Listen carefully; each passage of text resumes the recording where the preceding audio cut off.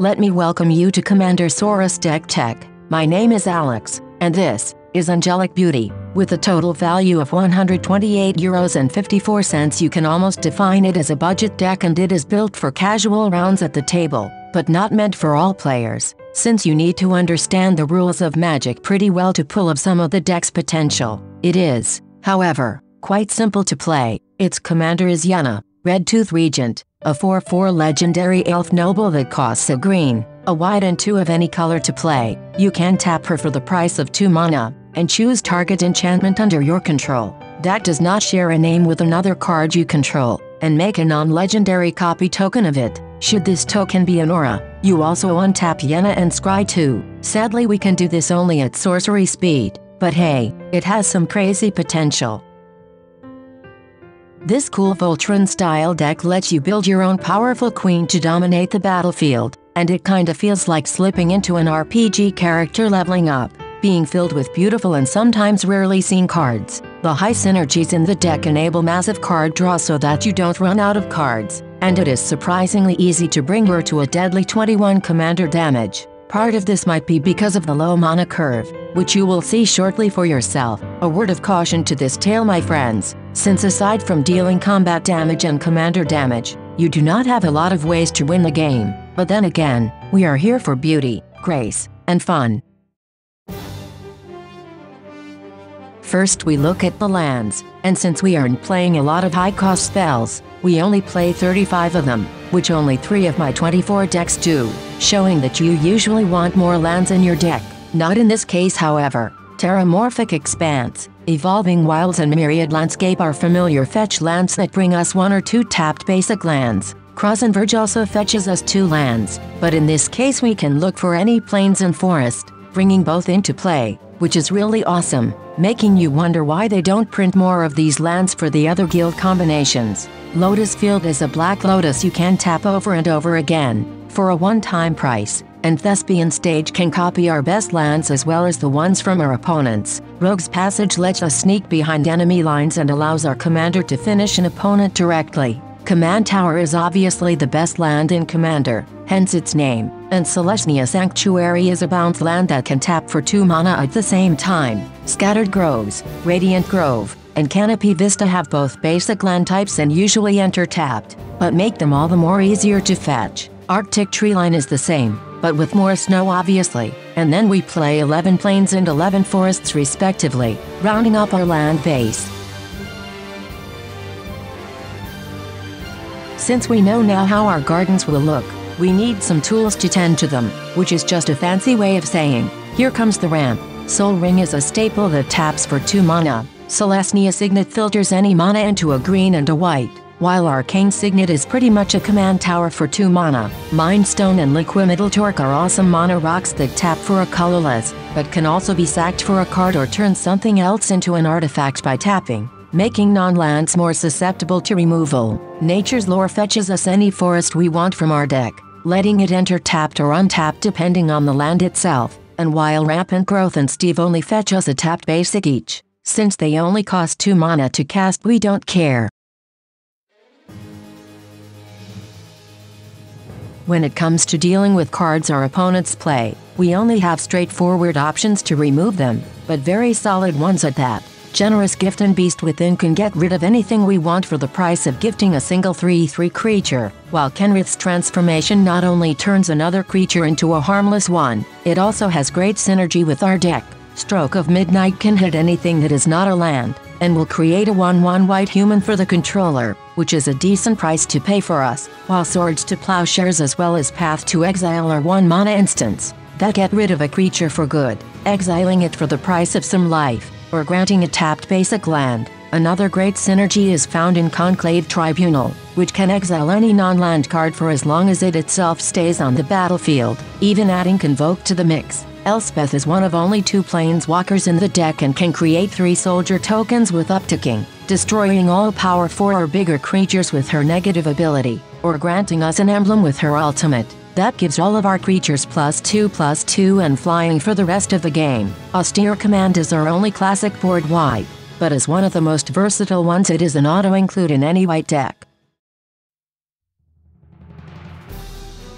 To ensure our future with the gardens we planted so far, we need knowledge. How do we get it? By drawing cards, of course. First up we have our second planeswalker in Calyx, who can, via upticking, put an enchantment from our top 4 deck cards into our hand, exile a creature or enchantment with his negative ability, by turning one of our enchantments into a conclave tribunal pretty much, and to make him more awesome, his ultimate brings all enchantments from our graveyard back to the battlefield for alpha strike potential. Harmonize lets us draw 3 cards plain and simple, and Life's Legacy sacks one of our creatures to draw cards equal to the creature's power, which can be a 10th or more of our deck easily. The next 3 cards, Enchantress's Presence, Verduran Enchantress, and Mesa Enchantress, let us draw a card whenever we cast an enchantment, though only 2 of them listed as a May ability. Satyr Enchanter does the same, and so does Sithis, though she also adds life gain to the mix. Bequeathal is an aura that grants us 2 cards if the enchanted creature dies,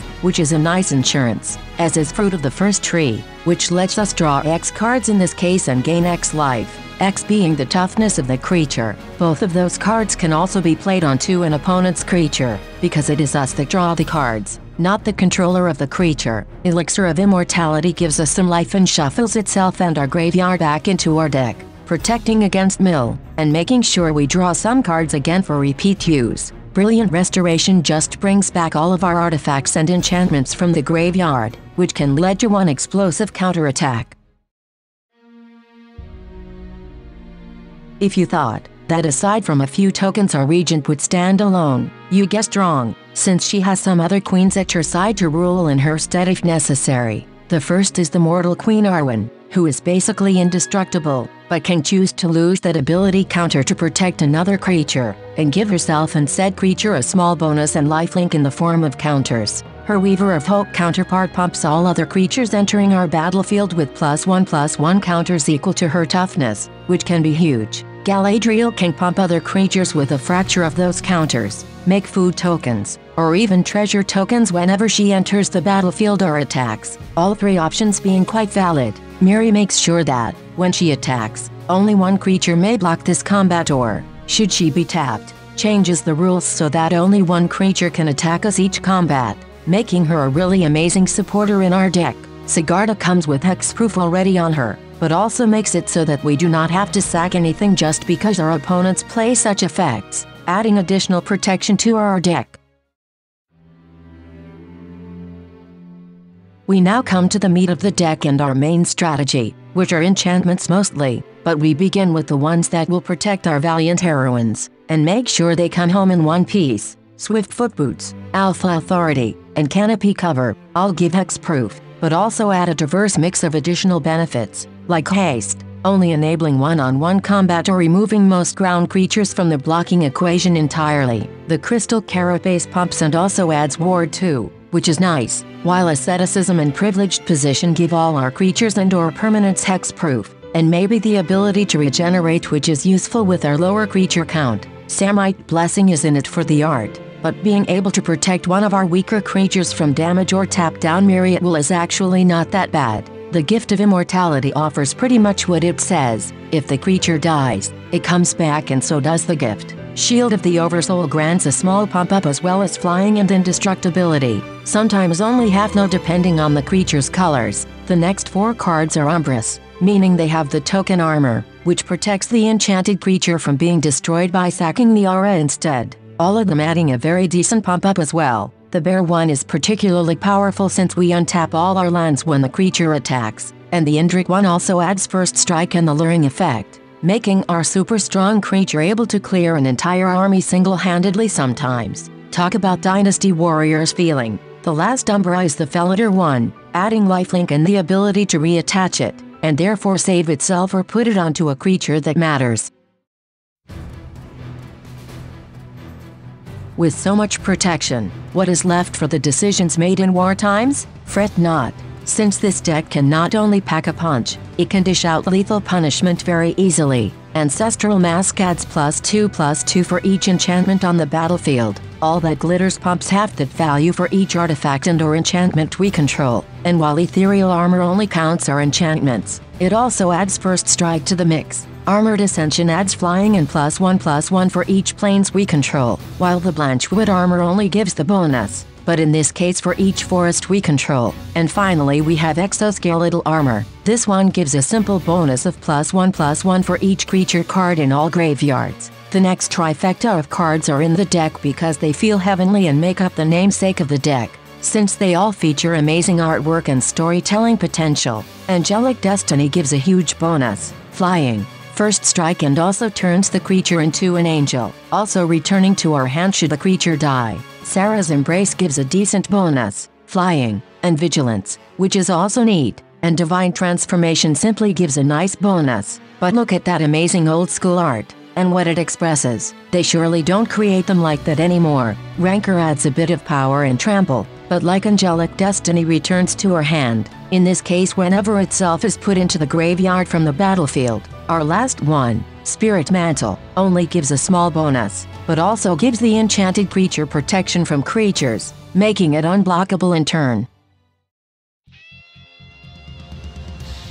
Now the last part, my friends, the 6 best cards in our deck. All of them hugely important and enabling not only wins by themselves, they contain the single best synergies in the deck. Nature's Chosen is meant for our commander, making it able to untap her once per turn and also tap her to untap something else since she also is white. Instill Energy has the same first effect, but also adds haste for attacks only, which is really dangerous since green and white are not known for being that hasty, which might come as a big surprise to our opponents. Eidolon of Blossoms is our best draw engine, since it also counts the copies we create with our commander and draws us cards for them as well, while the Femeref Enchantress is a great insurance card, drawing us cards for enchantments leaving the battlefield and hitting the grave. The best thing about this Enchantress, she also sees our opponent's enchantments. And lastly, you maybe saw this coming, we have the Siona of Faith combo. Siona fetches an aura from the top 7 cards of our deck when she enters the battlefield, but most importantly,